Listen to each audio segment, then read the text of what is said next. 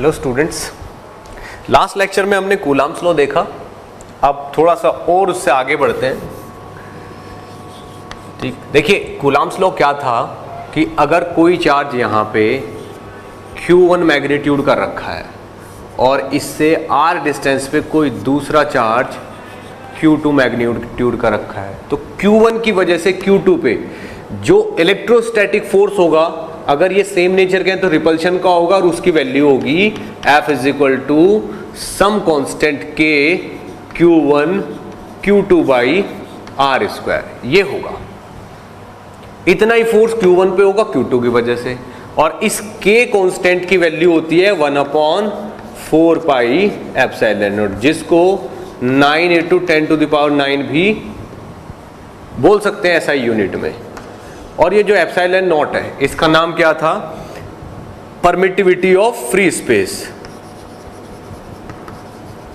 Permittivity of free space ये था।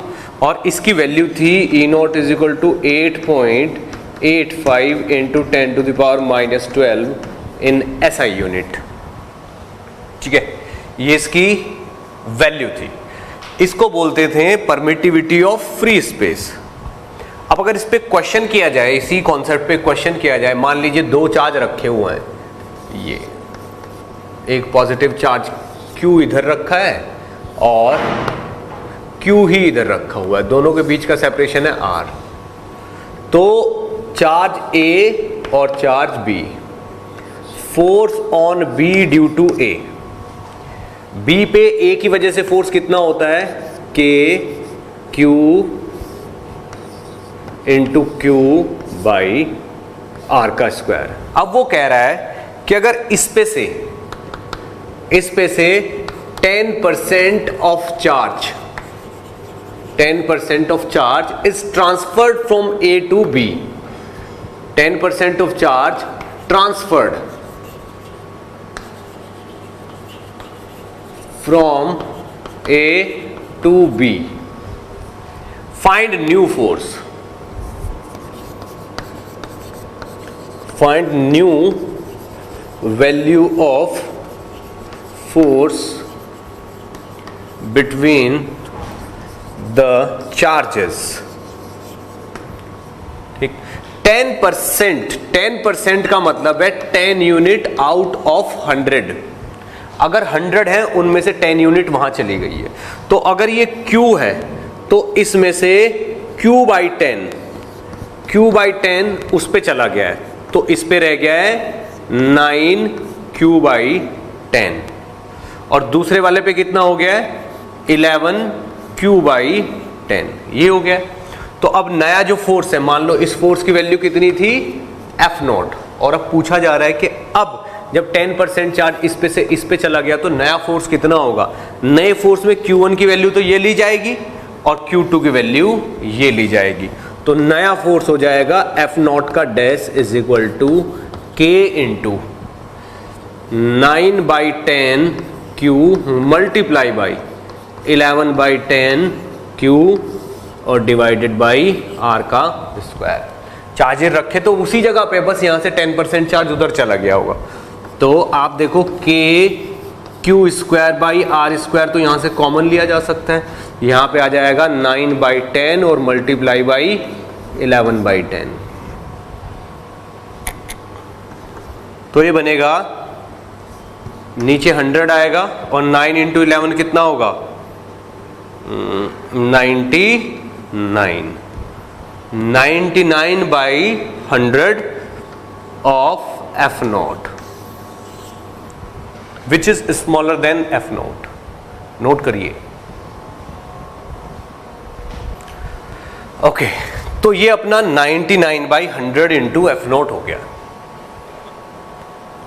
जो कि लेस देन F0 है। ठीक, इस पे से इस पे कभी भी ऐसा नहीं होगा कि अगर दो इक्वल चार्जेस हैं उन पे जितना फोर्स लग रहा है, ठीक, मान लो कुछ भी लग रहा है F0, अब इस पे से कुछ चार्ज उसको दे दो या उस पे से कुछ चार्ज इसको दे दो, तो उसके बाद जो नया फोर्स होगा वो कभी F0 से ज्यादा नहीं हो सकता, ऑलवेज F0 से कम ही रहेगा। आप कितना भी चार्ज इधर से उधर दे दो, यानी कि इसमें से निकाल के अगर दूसरे में ट्रांसफर करोगे आप, तो फोर्स का मैग्नीट्यूड कम ही होगा, कभी ज्यादा नहीं होगा। ओके, नेक्स्ट पॉइंट पे आते हैं, effect of medium. Effect of medium,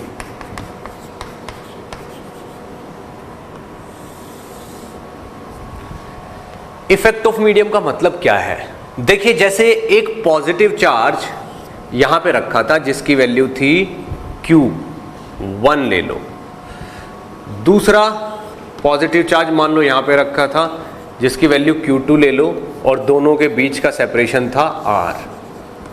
ठीक, तो फोर्स ऑन 2 ड्यू टू 1 कितना बनेगा? 1/4 pi epsilon naught Q1 Q2 by R square. ये कूलाम्स लॉ है। कूलाम ने ये कहा है कि अगर Q1 यहाँ पे Q2 है तो Q1 की वजह से Q2 पे इलेक्ट्रोस्टैटिक फोर्स इतना होगा, बाकी का नहीं पता, बट इलेक्ट्रोस्टैटिक फोर्स इतना होगा। अब अगर यहाँ पे कोई मीडियम आ जाए, मान लो यहाँ पे ये दोनों चार्जेस किसी मीडियम में रखे हो, ये कोई मीडियम है, ये कोई मीडियम है ये वाला। ठीक, अब जो फोर्स होगा, यानी कि force on 2 due to 1 will be smaller than this one, तो new force will be smaller than F21, यानी कि अगर ये फोर्स F2 डैश हो गया तो ये लेस देन होगा इससे। कहने का मतलब क्या है कि मीडियम के प्रेजेंट होने से जो इस पे फोर्स लग रहा था इसकी वजह से, ठीक, जितना भी है, अब अगर मीडियम है और बाकी सारे फोर्सेस आप एब्सेंट मानो, केवल यही फोर्स मानो, तो मीडियम के एग्जिस्ट करने से इस पे जो अब नया फोर्स लगेगा वो कम हो जाएगा इससे पहले से। उसका रीजन है एक, उसका रीजन क्या है कि ये जो मीडियम है इसकी परमिटिविटी होती है। देखिए, फ्री स्पेस की परमिटिविटी डिपेंड करता है एप्सिलॉन नॉट पे। एप्सिलॉन नॉट क्या है? फ्री स्पेस, यानी कि वैक्यूम में एप्सिलॉन नॉट की वैल्यू ये होती है, बट ये जो ये क्वांटिटी है ये, ठीक है ना, permittivity, this is permittivity. Free space की परमिटिविटी ये होती है, लेकिन अगर आप मीडियम रख दो तो अब तो फ्री स्पेस नहीं रहा, तो किसी मीडियम की permittivity epsilon naught is always greater than epsilon naught. किसी मीडियम की परमिटिविटी ज्यादा होती है स्पेस, फ्री स्पेस की परमिटिविटी से, यानी कि अब जो न्यू फॉर्मूला आएगा,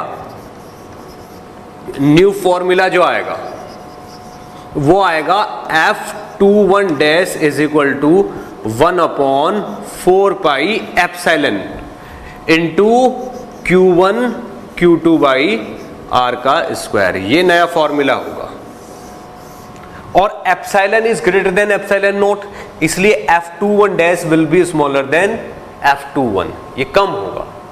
इसका रीजन है, ठीक है ना, इसका रीजन ये है कि ये जो एप्सिलॉन है ये always greater than epsilon not होता है। तो यहां पे ये तो परमिटिविटी ऑफ मीडियम हो गई, ये परमिटिविटी ऑफ फ्री स्पेस हो गई। तो लॉजिक ये भी कहता है कि अगर आप ई नॉट में मल्टीप्लाई कर देते हो ई आर की, तो ई बन जाता है, यानी कि एप्सिलॉन नॉट आ जाता है अगर फ्री स्पेस की परमिटिविटी में आप इसकी मल्टीप्लाई कर दो। तो ये तो एक नंबर होगा ई आर एक नंबर होगा, ई मीडियम की परमिटिविटी है, ये फ्री स्पेस की है, इस नंबर को बोलते हैं रिलेटिव परमिटिविटी। तो हम कह सकते हैं E is equal to E R into E naught. This is relative permittivity of medium, this is relative permittivity of medium. ठीक, बहुत ध्यान से देखना इसको, एक बार जब ये कंप्लीट हो जाएगा तो आपको पूरा क्लियर हो जाएगा कि हुआ क्या है।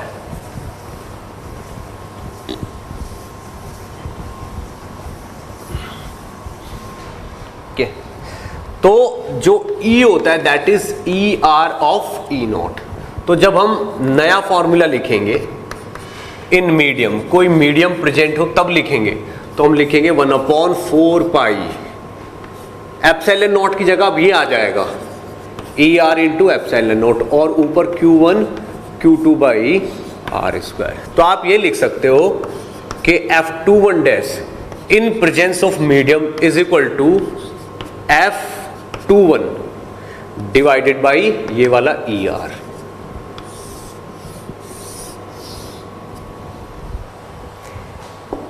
ये फॉर्मूला है। कहने का मतलब ये है कि अगर इस मीडियम की, ये जो मीडियम है यहां पे, इसकी रिलेटिव परमिटिविटी आपको पता है ER, तो समझ लो अब इस पे कितना फोर्स लगेगा ये हम निकाल सकते हैं। नया force, new force is equal to बिना मीडियम के फोर्स डिवाइडेड बाय ER, ये रूल है, ठीक। And name of this quantity is relative permittivity और डाइलेक्ट्रिक कांस्टेंट। रिलेटिव परमिटिविटी और डाइलेक्ट्रिक कांस्टेंट, डाइलेक्ट्रिक कांस्टेंट ये है ये, ठीक। तो कहने का मतलब क्या है कि अगर यहां पे देखा जाए तो किसी मीडियम के प्रेजेंट होने से पार्टिकल के बीच में जो फोर्स है, इलेक्ट्रिक फोर्स, वो कम हो जाता है, वो कम हो जाता है। लेकिन फैक्ट क्या है? फैक्ट ये कहता है, बहुत ध्यान से देखना है, कि अगर दो पार्टिकल, ये Q1 है और ये Q2 है, इनके बीच में फोर्स देखा जाए, force on Q2 due to Q1 is F21, जिसकी वैल्यू रहती है 1/4 pi epsilon naught Q1 Q2 upon R square.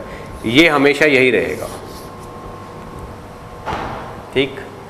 होता क्या है, अगर इसकी वैल्यू मान लीजिए 10 न्यूटन है, सपोज करिए ये F21 कितना है 10 न्यूटन, यानी कि अगर मीडियम ना होता तो ये 10 न्यूटन होता, ठीक। अब मान लो जो मीडियम है उसका रिलेटिव परमिटिविटी है 1.5, मान लो 1.5, क्या आप मान लो इसको 2.5 रिलेटिव परमिटिविटी को। तो अब जो फोर्स होना है वो कितना बन जाएगा 10/2.5, यानी कि 4 न्यूटन बनेगा।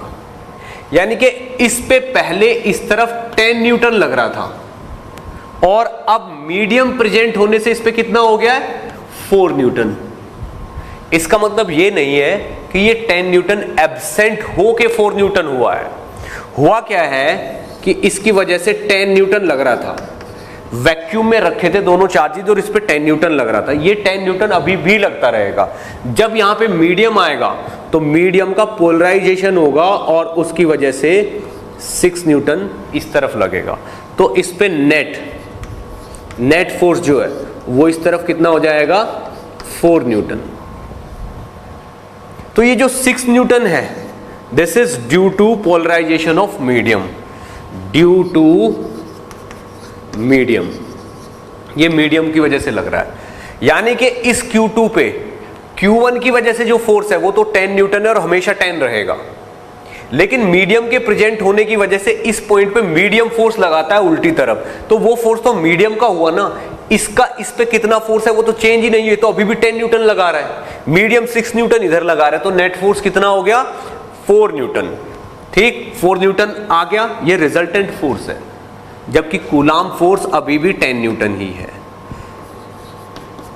इसलिए force on 2 due to 1 always same रहता है, लेकिन मीडियम के आने की वजह से कुछ अपोजिट फोर्स डेवलप हो जाते हैं, जिसपे इस पे रिजल्टेंट फोर्स कम हो जाता है। अब जितना भी रिजल्टेंट फोर्स कम हो गया है, ठीक, उससे हम डाइलेक्ट्रिक कांस्टेंट निकाल सकते हैं, रिलेटिव परमिटिविटी निकाल सकते हैं, ठीक है।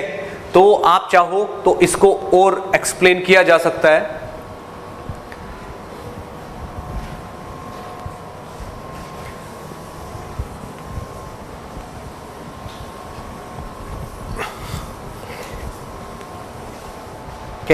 देखिए क्वेश्चन क्या है, सपोज करिए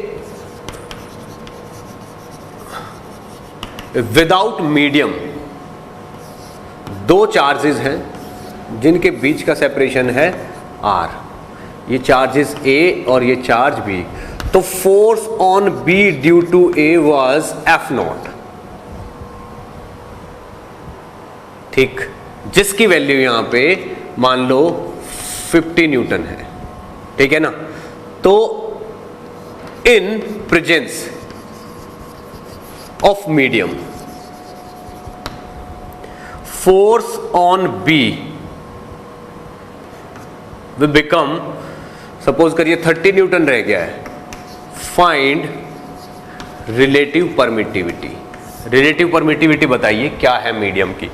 देखिए बिना मीडियम के 50 न्यूटन का फोर्स लग रहा है, जैसे इनको किसी मीडियम में रखा तो अब उस पर 30 न्यूटन लगने लग गया, ठीक है। तो फोर्स ऑन बी कितना था 50, अब कितना है ये, तो relative permittivity is equal to होता है force in the medium divided by force in vacuum. ये है ना, बिना मीडियम के फोर्स को ई आर से डिवाइड कर दो तो मीडियम का फोर्स आ जाता है, ठीक है। तो नहीं, ये उल्टा हो गया, ये वाला फॉर्मूला यूज करेंगे हम जो हमने लिया है यहां पे। ये बोल रहा है कि फोर्स इन मीडियम, ये किसी मीडियम में फोर्स है, is equal to force in vacuum या फ्री स्पेस और डिवाइडेड बाय ई आर, ये है। तो किसी मीडियम में फोर्स कितना है 30 और बी वैक्यूम में कितना था 50, तो ई आर की वैल्यू यहां से निकल गई, ई आर की वैल्यू हो गई यहां से 50/30 यानी कि 5/3, ये आंसर हो गया। इस मीडियम में, जो ये मीडियम है, विदाउट मीडियम कितना फोर्स लग रहा है 50 न्यूटन, तो इन प्रेजेंस ऑफ मीडियम ये 30 हो गया, तो रिलेटिव परमिटिविटी कितनी हो गई 5/3। इसका मतलब नया वाला जो एप्सिलॉन पुट किया जाएगा वो पुट किया जाएगा 5/3 इंटू ई नॉट। तो अगर विदाउट मीडियम फोर्स लिखेंगे तो F लिखा जाएगा 1/4 pi epsilon naught Q1 Q2/r², ठीक। और इन प्रेजेंस ऑफ मीडियम लिखा जाएगा तो फोर्स लिखा जाएगा 1/4 पाई एप्सिलॉन नॉट के बजाय अब 5/3 एप्सिलॉन नॉट हो जाएगा Q1 Q2/r²। अब इस तरीके से लिखा जाएगा। तो मीडियम का इफेक्ट क्या होता है, मीडियम फोर्स को कम कर देता है, ठीक, खुद का फोर्स लगा के। कूलाम फोर्स भी लगता रहता है, उसके अपोजिट फोर्स डेवलप हो जाता है, और हर मीडियम में अपोजिट फोर्स ही डेवलप होता है due to polarisation of medium. ये चीज आगे जाके भी एक्सप्लेन की जाएगी, ठीक। तो अब आप ये देखिए, यहां पे अगर क्वेश्चन किया जाए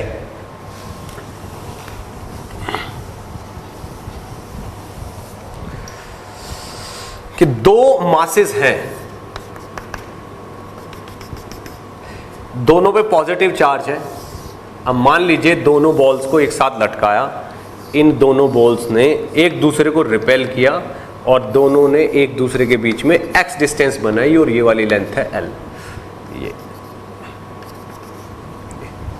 इस टाइम ये हो गया। अब क्वेश्चन ये है कि यहां का ये वाला एंगल कितना होगा थीटा, और गिवन है x is much smaller than l, x बहुत छोटा है इस l के कंपैरिजन में। अगर ये क्वेश्चन है और ये इक्विलिब्रियम बने हुए हैं, दोनों पे चार्जेस Q एंड Q है, दोनों के मासेस M और M है, तो अगर मैं इसका FBD बनाऊं तो इस पे इस तरफ फोर्स लगेगा इलेक्ट्रोस्टैटिक और इस तरफ फोर्स लगेगा mg, इस तरफ फोर्स लगेगा टेंशन T का एक कंपोनेंट ऊपर आएगा और T का एक कंपोनेंट इस तरफ आएगा। ये वाला कंपोनेंट T cos थीटा बनेगा और ये वाला कंपोनेंट T sin थीटा बनेगा। तो यहाँ पे क्या होगा, अगर देखा जाए तो इस थीटा की वैल्यू निकाली जा सकती है, थीटा की वैल्यू निकाली जा सकती है, क्योंकि अगर इसका FBD बन रहा है तो हम यहाँ पे T sin थीटा को लिख सकते हैं Fe इलेक्ट्रोस्टैटिक फोर्स और T cos थीटा को लिख सकते हैं हम mg ग्रेविटेशनल फोर्स। तो यहाँ पे tan थीटा की वैल्यू हो गई Fe/mg, हो गया। अब क्वेश्चन ये है कि अगर इन दोनों को पकड़ के ऐसे किसी मीडियम में डुबो दिया जाए, ठीक, नाउ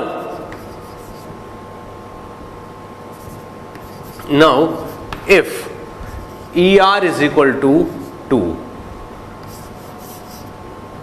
ठीक है ना, if now dipped in a medium of ER is equal to 2, तो what will be the new theta? What will be new theta? ठीक, तो ये सब पॉइंट मासेस हैं।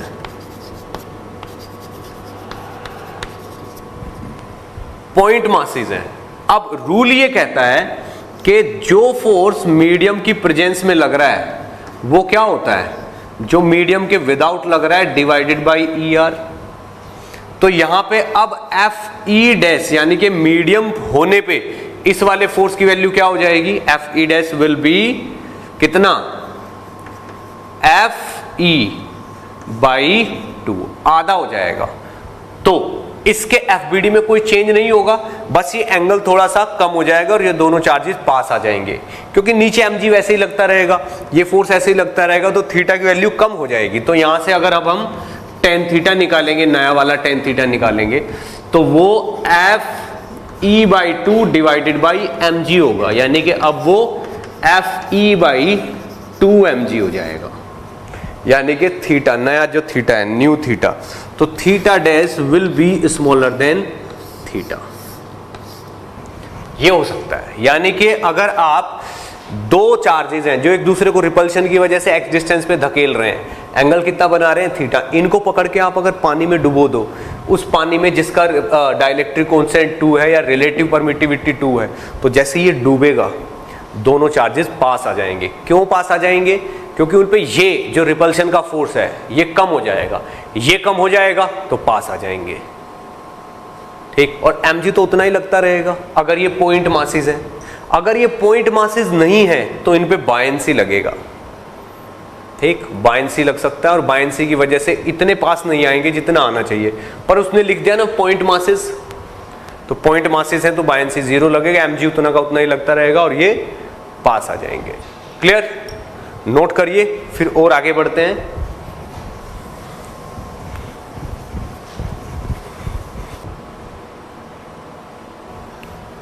ओके, देखिए नेक्स्ट पॉइंट देखिए, अगर मान लीजिए कोई चार्ज है, कोई चार्ज Q है, ठीक है ना,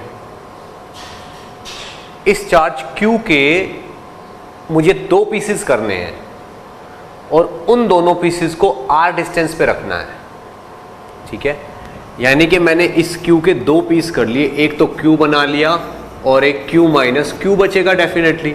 इन दोनों को अगर मैं R डिस्टेंस पे रखता हूं, दोनों कितने डिस्टेंस पे रखता हूं, R पे, तो फोर्स की वैल्यू कितनी आएगी, some constant K into Q into Q minus Q और डिवाइडेड बाई R स्क्वायर, ठीक। तो क्वेश्चन ये पूछा जा रहा है कि इस Q का और इस Q का क्या रेशो होना चाहिए, ठीक है ना, यानी कि N into Q is equal to Q, N की वैल्यू कितनी होनी चाहिए कि फोर्स मैक्सिमम हो,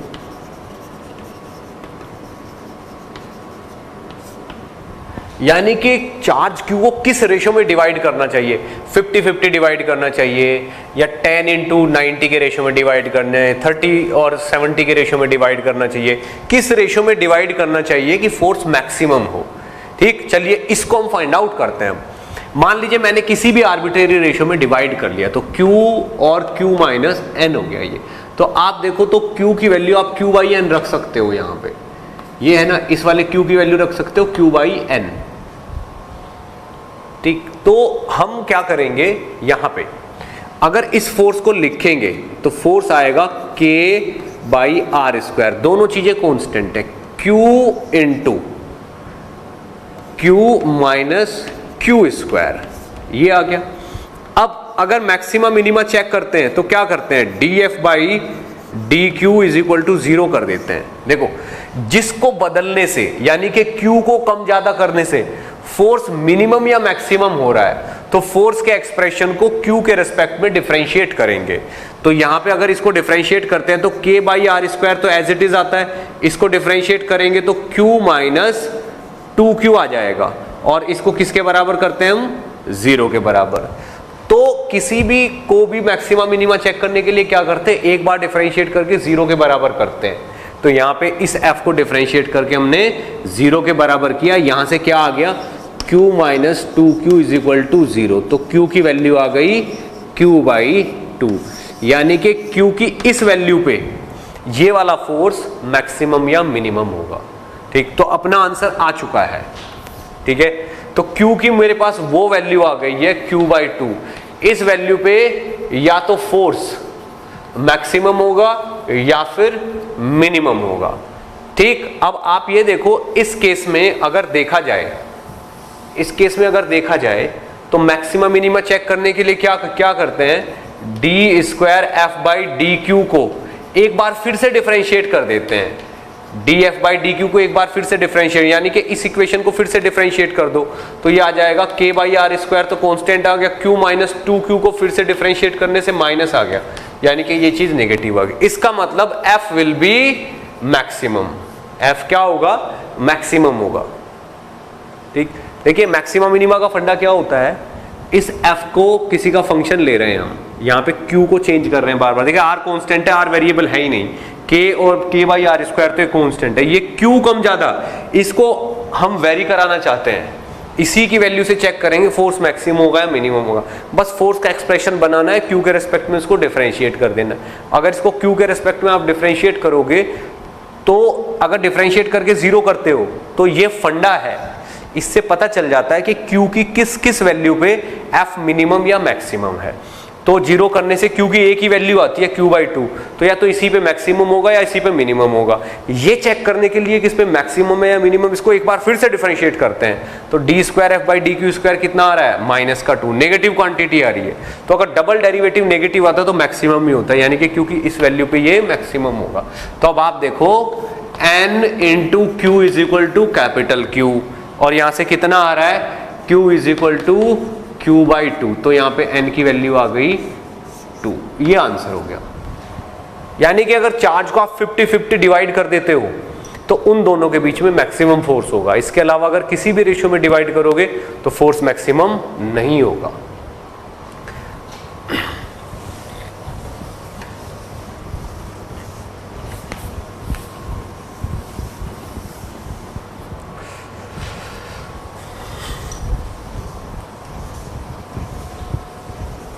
ओके, देखिए अब कुछ क्वेश्चन हम वेक्टर फॉर्म पे भी करते हैं।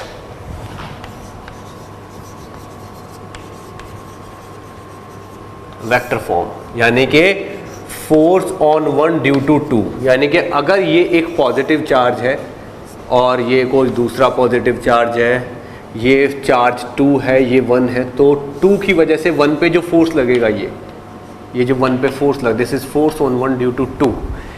ठीक, अब मान लो इसी डायरेक्शन में है कौन, R। ठीक, तो फोर्स का एक्सप्रेशन होता है 1/4 pi epsilon naught Q1 Q2 by R cube, और यहाँ पे R का फैक्टर। इसको मैं अभी एक्सप्लेन करूंगा, इस पे मुझे एक एग्जाम्पल देना है। ठीक, एग्जाम्पल क्या है, मान लीजिए 2 पॉइंट है स्पेस में, एक तो पॉइंट ये है जो कि 2, 3, 2 है, एक ये वाला पॉइंट है जो कि 1, 5, समझ ले 2, 3, 4 है ये वाला पॉइंट, और ये मान लो ये है 1, 5, 7, ठीक है 1, 5, 7 है ये। तो वो बोल रहा है कि इस पे चार्ज रखा है प्लस का Q1 यहां पे, और इस पे चार्ज रखा है प्लस का Q2। तो वो पूछ रहा है फोर्स बताइए ऑन 1 ड्यू टू 2। 1 पे फोर्स बताना है 2 की वजह से। अब मुझे इतना पता है कि ये पॉजिटिव है, ये पॉजिटिव है, तो फोर्स तो इस तरफ लगेगा, ये इसको मैं R मान लेता हूं। फोर्स लगेगा इस तरफ, मान लो ये वाला पॉइंट A है और ये वाला पॉइंट B है, तो जो वेक्टर R है यहां पे दैट इज BA वेक्टर, वो BA वेक्टर है। ठीक, अब ये कोऑर्डिनेट दिए हुए हैं 1 5 7 और 2 3 5। अगर ओरिजिन के कोरेस्पोंडिंग ये कोऑर्डिनेट है तो वेक्टर भी इन्हीं की फॉर्म में लिखा जा सकता है। अगर कहीं पे ओरिजिन होगा तो ये जो पॉइंट A है, ठीक है, इसके वेक्टर को हम लिख सकते हैं। एक देखिए, मेरा टारगेट क्या है, इन दोनों के बीच की डिस्टेंस को यहां रखना और इस वेक्टर को यहां पे रखना, ये मेरा टारगेट है। ठीक, Q1 Q2 तो मुझे पता है, लेकिन R नहीं पता। R क्या होगा, यहां से लेके यहां तक की डिस्टेंस, वो तो डिस्टेंस फॉर्मूले से निकल आएगी, लेकिन ये वेक्टर भी तो चाहिए मुझे, क्योंकि फोर्स जो है वो वेक्टर फॉर्म में है। तो इस वेक्टर को निकालने का तरीका बता रहा हूं मैं आपको क्या है। तो R इज इक्वल टू होगा आपका R2 माइनस R1। ठीक, अब R2 क्या होगा, अगर BA है तो OA माइनस OB करते हैं। ठीक, अगर वेक्टर आपने याद होगा AB वेक्टर है तो इसको लिखते हैं OB माइनस OA, यानी कि जो बाद वाला है उसका वेक्टर पहले, जो पहले वाला है उसका वेक्टर बाद में। तो यहाँ पे कौन सा वेक्टर लिखना है, BA, तो OA माइनस OB लिखना है। अब OA वेक्टर जो है ये कौन सा वेक्टर हो जाएगा, BA। तो अगर मैं OA वेक्टर लिखूं यहाँ पे, OA वेक्टर तो ये वाला होगा, OA वेक्टर होगा 2i प्लस 3j और प्लस 4k। OB वेक्टर क्या होगा, जो है 1i प्लस का 5j और प्लस का 7k, ऐसे हो जाएगा। ये हो गया OB। तो यहां पे आप देखो R वेक्टर, उसको क्या लिख रहे हो आप, BA, यानी कि OA माइनस OB, यानी कि इसमें से ये माइनस करना है। तो R वेक्टर हो जाएगा आपका BA वेक्टर और BA वेक्टर हो जाएगा OA माइनस OB, ये करना है। तो आप OA माइनस OB करके देखिए क्या आएगा। OA तो अपना ये है, OB ये है 2 माइनस 1 1, I तो ये आ गया 3 माइनस 5 माइनस का 2j आ गया और 4 माइनस 7 और माइनस का 3k आ गया। ये आपका R वेक्टर आ गया। ठीक, अब कुछ करना ही नहीं है, जो R है, R की वैल्यू तो डिस्टेंस फॉर्मूले से निकल आएगी। ठीक, डिस्टेंस फॉर्मूले से मतलब क्या है, x2 माइनस x1 का square plus y2 minus y1 का स्क्वायर प्लस, या यहीं से निकाल लो, R वेक्टर का मैग्नीट्यूड ही तो R होगा और वो कितना होगा, अंडर रूट ऑफ a का स्क्वायर, b का स्क्वायर, c का स्क्वायर। तो 1 का स्क्वायर प्लस माइनस 2 का स्क्वायर कितना हो गया 4 प्लस माइनस 3 का स्क्वायर 9, तो ये हो गया रूट ऑफ 13। ये हो गया R। तो अपना फॉर्मूला क्या हो गया, जो अपना फोर्स हो गया, ये अपना फोर्स हो गया 1/4 पाई एप्सिलॉन नॉट, ऊपर Q1 Q2 as it is रखे जाएंगे, नीचे R का क्यूब, R तो कितना है रूट 13, तो ये 13 की पावर 1/2 तो पहले ही है और इसका क्यूब हो गया, और ऊपर क्या हो गया I माइनस 2j और माइनस का 3k, ये आंसर हो जाएगा। तो F की वैल्यू हो गई 1/4 पाई एप्सिलॉन नॉट 13 की पावर 3/2 और ऊपर Q1 Q2 और साथ में आएगा I minus 2j minus 3k, ये आंसर हो गया। वेक्टर फॉर्म में ये फोर्स लगेगा। ठीक, तो ये वेक्टर फॉर्म है किसी भी दो के बीच में फोर्स निकालने की। नीचे वाला R क्या होता है, बीच की डिस्टेंस का मैग्नीट्यूड, इसका तो क्यूब करते हैं, और ये वाला वेक्टर ऊपर लगा देते हैं यहां पे इस तरीके से। ठीक, तो ये तरीका होता है एक चार्ज का दूसरे चार्ज पे फोर्स निकालने का बाय द वेक्टर फॉर्म, और वेक्टर फॉर्म में ही आंसर भी आएगा यहां पे। आप चाहो तो बाद में इसको वैल्यू वाली फॉर्म में कन्वर्ट कर सकते हो। ठीक है, नोट करिए इसको।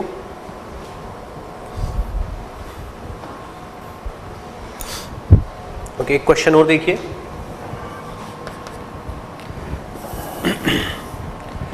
क्वेश्चन में यह बोला गया है कि दो आइडेंटिकल चार्जेस हैं,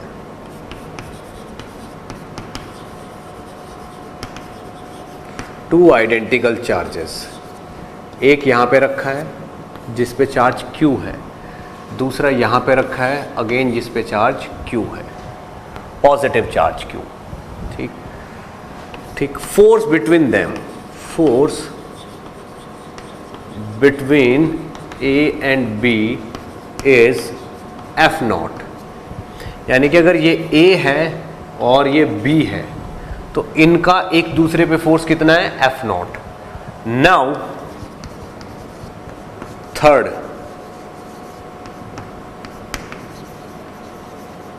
identical body, third identical body touch with A after, identical body after touching with A kept at midpoint।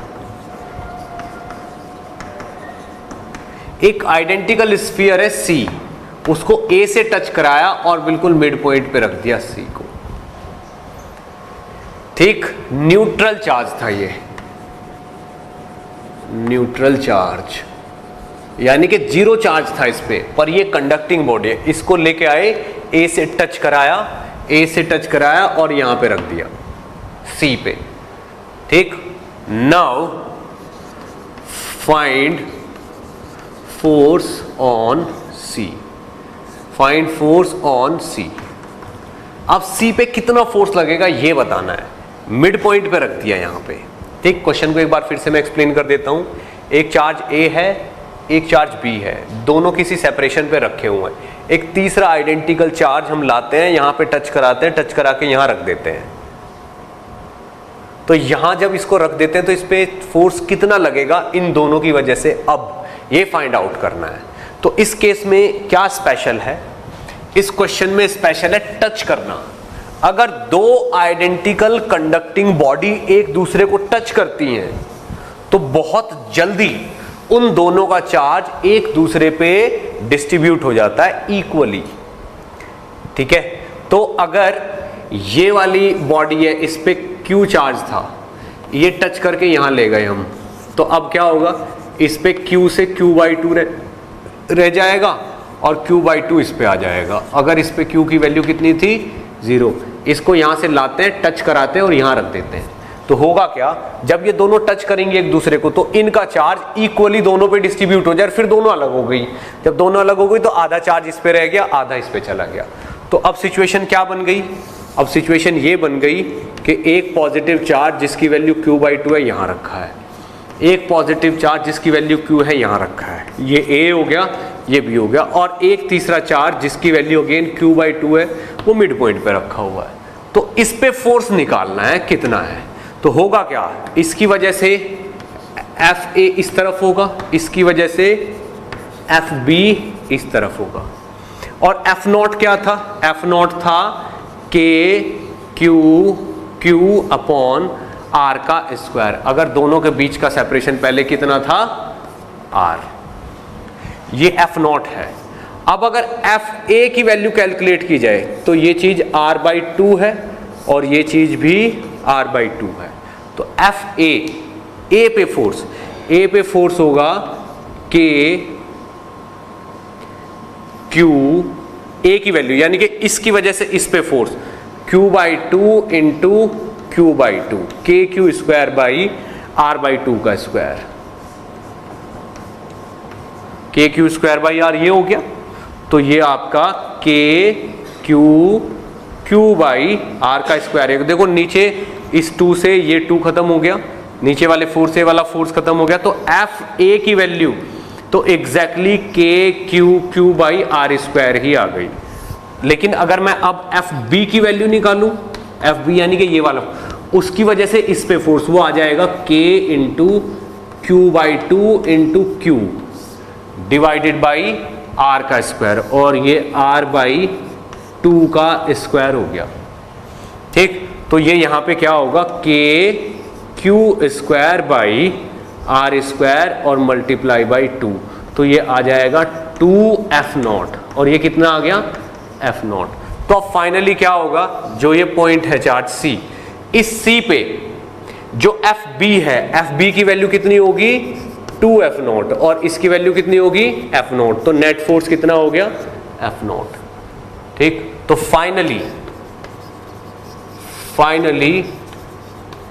Force on C will be F0। जितना फोर्स A पे लग रहा है, इन दोनों के बीच में था, उतना ही फोर्स C पे लगेगा। ठीक, इस तरीके से यहां पे आप फोर्स निकाल सकते हैं। हुआ क्या है, हुआ ये है कि इसको इस पे टच करा के यहां रखा तो आधा चार्ज इस पे, आधा अब इसकी वजह से इस पे फोर्स इस तरफ लगेगा, इसकी वजह से इस तरफ, इन दोनों का डिफरेंस ही हमसे पूछा गया है, तो हमने इस तरीके से सॉल्व कर लिया। अब इसका फोर्स इस पे दे रखा था कितना F0, इसका मतलब आंसर मुझे F0 की टर्म में ही देना पड़ेगा। डिस्टेंस आधी हो गई है, डिस्टेंस आधी हो गई तो दोनों फोर्स मैंने कैलकुलेट किए यहाँ पे, एक फोर्स 2F0 निकला है, एक F0 निकला है, तो डिफरेंस दोनों का क्या हो जाएगा F0। ठीक, अब ये तो इतनी बात हमको यहाँ पे समझ में आ गई। अगर उसने ये बोला कि इसको, जो ये थर्ड चार्ज है, ठीक है, जो ये थर्ड चार्ज है, थर्ड चार्ज को A से टच कराया, A से टच कराया, फिर B से टच कराया, फिर मिड पॉइंट पे जो थर्ड चार्ज है, first touch with A, then touched with B and then placed at mid point. Now find force on C। अब C पे क्या फोर्स होगा, तो अब आप ये देखिए होगा क्या यहां पे। अगर मैं फर्स्ट टच की बात करता हूं तो ये A है, ये मान लीजिए B है, तो जब इससे टच कराएंगे तो पहले टच के बाद चार्ज ऑन C कितना आ जाएगा Q/2, और जब सेकेंड टाइम टच कराएंगे तो क्या होगा, ये Q/2 चार्ज लेके B के पास जाएगा, टोटल चार्ज कितना हो जाएगा दोनों के पास Q/2 प्लस Q, चार्ज हो जाएगा 3Q/2। अब दोनों एक दूसरे को टच करके बैठे हुए हैं C और B, और टोटल चार्ज कितना है 3Q/2। अब जब ये अलग अलग होंगे तो ये वाला चार्ज आधा आधा बढ़ जाएगा, तो ये जो 3Q/2 है ये 3Q/4 प्लस 3Q/4 में डिवाइड हो जाएगा।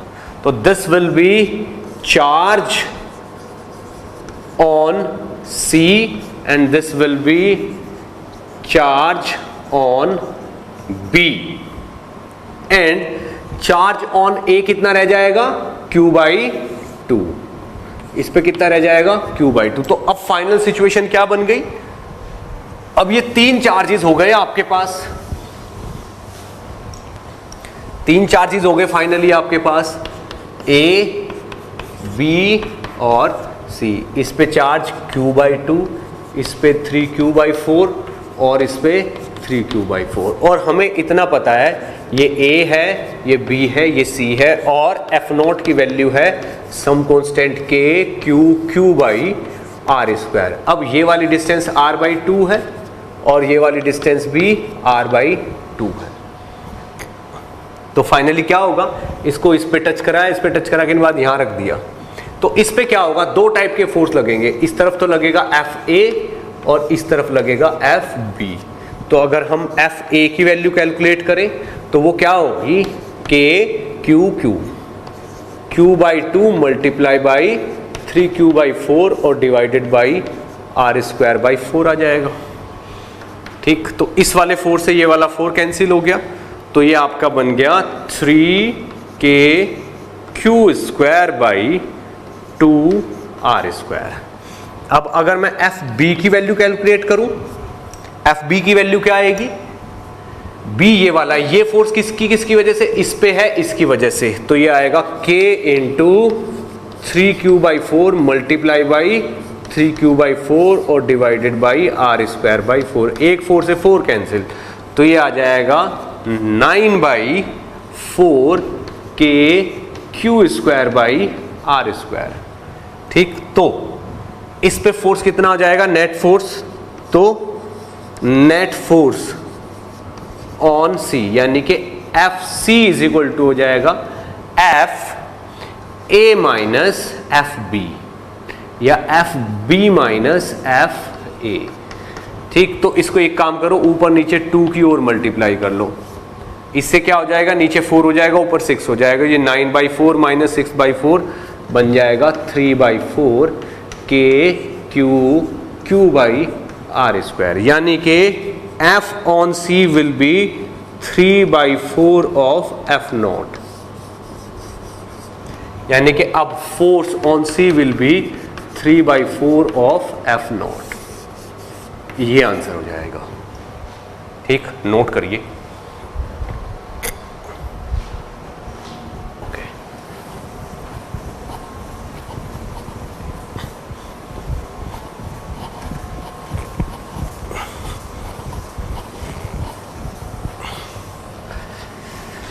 ओके, देखो फोर्सेस पे ये क्वेश्चन और देखिए। मान लीजिए एक ये रॉड है,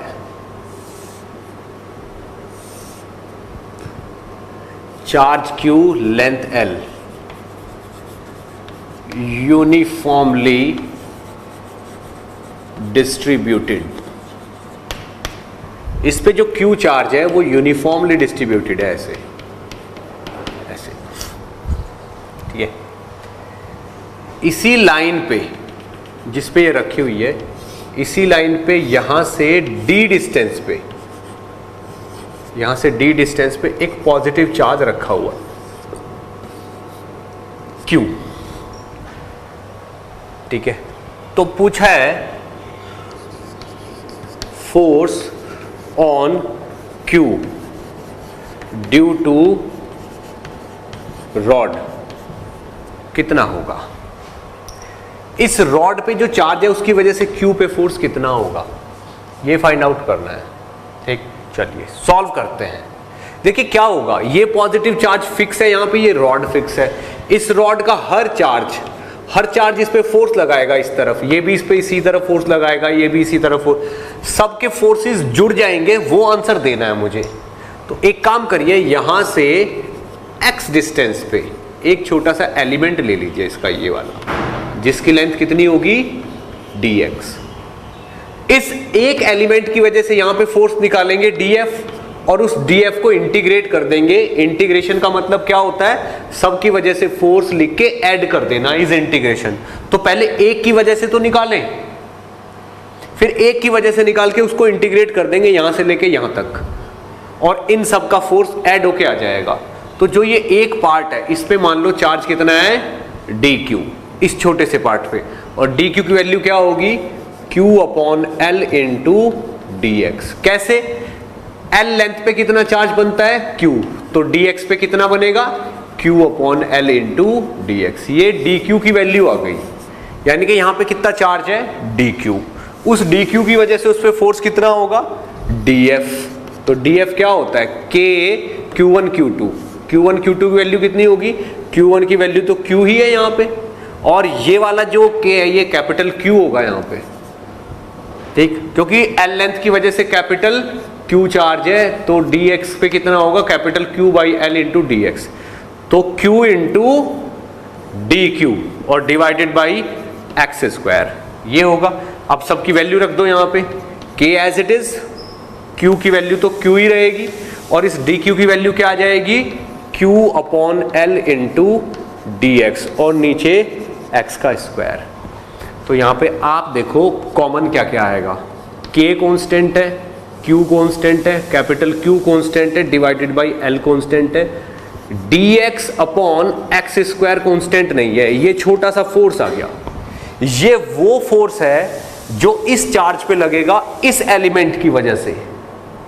ठीक, तो अगर मैं इसको इंटीग्रेट कर दूं पूरे को, इसको यहां से लेके यहां तक, यानी कि इस जगह से लेके इस, यानी कि जो सबसे पहला एलिमेंट है उसकी वजह से फोर्स, फिर दूसरा जो एलिमेंट है उसकी वजह से फोर्स, अब तीसरा जो एलिमेंट है उसकी वजह, सबकी वजह से जुड़ के आ जाएगा। अगर मैं इसको डी से लेके यहां तक डी प्लस एल तक इंटीग्रेट कर दूं तो ये बन जाएगा आपका के Q by L into 1 by x. इसका इंटीग्रेशन कितना आएगा 1 बाई एक्स और कहां से लेके कहां तक डी से लेके डी प्लस एल तक। ठीक, प्लस माइनस भी आएगा यहां पे, यानी कि अगर हम इंटीग्रेशन करें 1 by x square D x का तो इसको लिख सकते हैं इंटीग्रेशन ऑफ एक्स की पावर -2 डी एक्स और ये होता है एक्स की power -2 + 1 over -2 + 1 n + 1 by n + 1 ये हो जाएगा।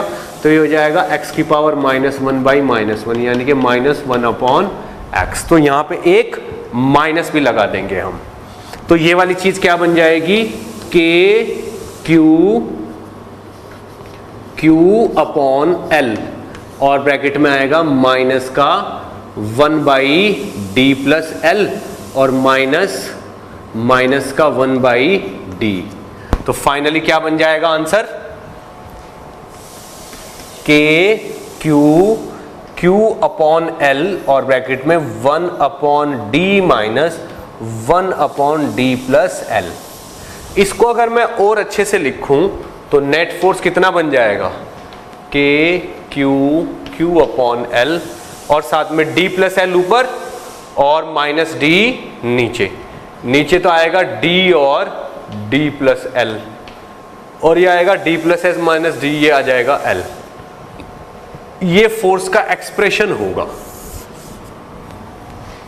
ये वो फोर्स है जो इस एलिमेंट की वजह से इस पे लग रहा था और हमने यहां से यहां तक सबका जोड़ के निकाल लिया।